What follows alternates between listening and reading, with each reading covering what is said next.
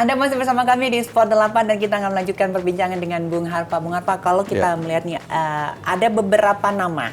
Mungkin pertama nih, ada Coach Sintayong yang sudah available banget dan mengirimkan sinyal, dan ada nama-nama baru yang keluar seperti nama-nama Jesus Casas, kemudian ada Frank de Boer. Ini kira-kira nih kalau melihat nih dari Bung Harpa, aku sudah tahu sih jawabannya mungkin, tapi Bung Harpa kira-kira ini dari 3 nominasi ini yang paling benar-benar bisa memenuhi target atau paling bisa dibilang kayaknya yang bisa mewujudkan cita-cita masyarakat Indonesia untuk bisa tampil maksimal, ya coach ini gitu. Oke, ini supaya berimbang ya. Jadi coba supaya kesana kita bukan apa istilahnya ternak tayong. Betul. Kita juga bahas opsi yang lain. Kita harus fair juga. Jadi menunjuk pelatih baru ini juga salah satu opsi yang harus kita apungkan lah. Kita harus fair. Ada beberapa nama tadi yang sudah Bakara sebutkan. Pertama, Jesus Casas ini udah agak susah karena dari informasi terakhir dia sudah negosiasi. Saya nggak tahu sedekat apa, tapi katanya lumayan dekat dengan tetangga kita Singapura. Nah, padahal ini salah satu calon yang menurut saya cukup ideal lah untuk melatih tim nasional kita. Jadi ini kita taruh dulu nih di bagian belakang, pemain cadangan dulu lah gitu ya. Kemudian yang berikutnya ada Timur Kapatse. Komunikasi, saya juga udah dapat komunikasi langsung dengan yang bersangkutan. Dia kelihatannya sangat terbuka. Secara eksplisit dia mengatakan saya tertarik, dan dia punya beberapa kenangan yang saya hafal betul juga di Piala Asia U23.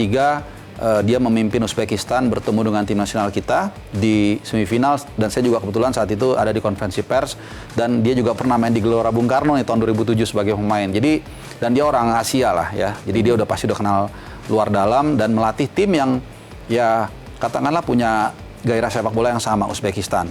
Secara budget saya nggak tahu, tapi rasa-rasanya sih kayaknya ya selama harga Asia sama lah gitu ya.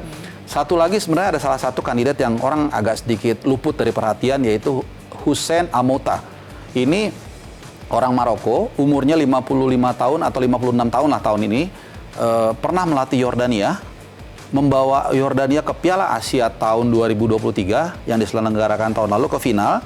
Hanya kalah karena dalam tanda kutip wasit yang memberikan 3 penalti kepada Qatar, dan turut membawa Yordania juga berjasa ke Piala Dunia sebelum dia diganti.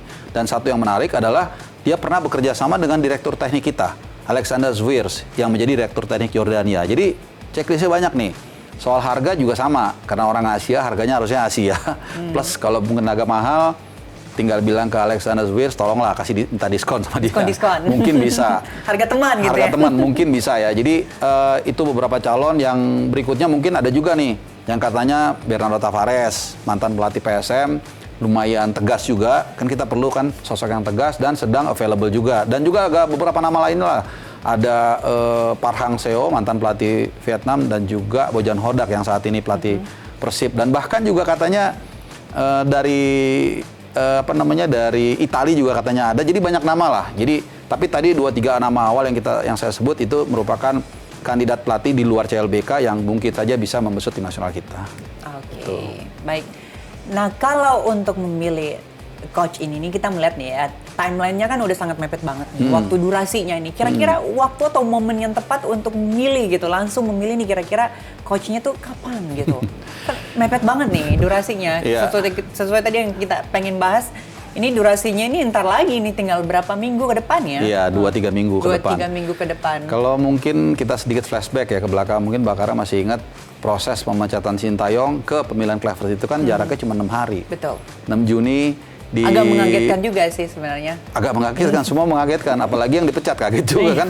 Pagi-pagi dikasih berkas, jam 8 jam 9 siang diumumin tanggal 6. Tanggal 11-nya kalau nggak salah ya, apa 12 ya. Di Hotel Mulia kan diumumin langsung Patrick Kluivert.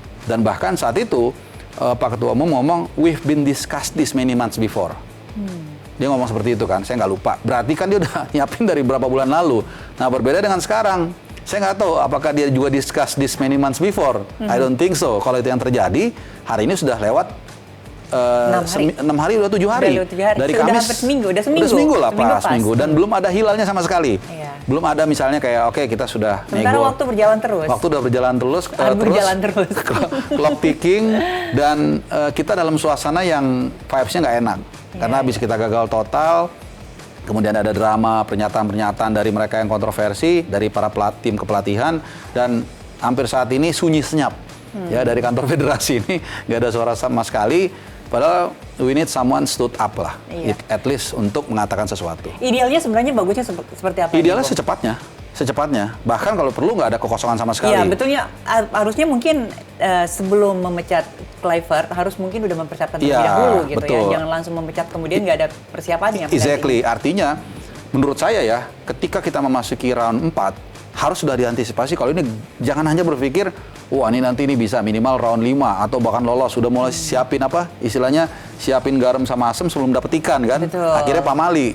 Dan akhirnya kita gagal total. Dan itu tidak disiapkan menurut saya. Ya kalau disiapkan kan sekarang udah ada dong pelatihnya. Setidaknya nggak akan kekosongan seperti ini. Iya, atau tidak ya terlunta-lunta. mungkin 1-2 Dan ini hari durasi yang waktu 2-3 minggu ke depan lumayan untuk bisa berlatih gitu.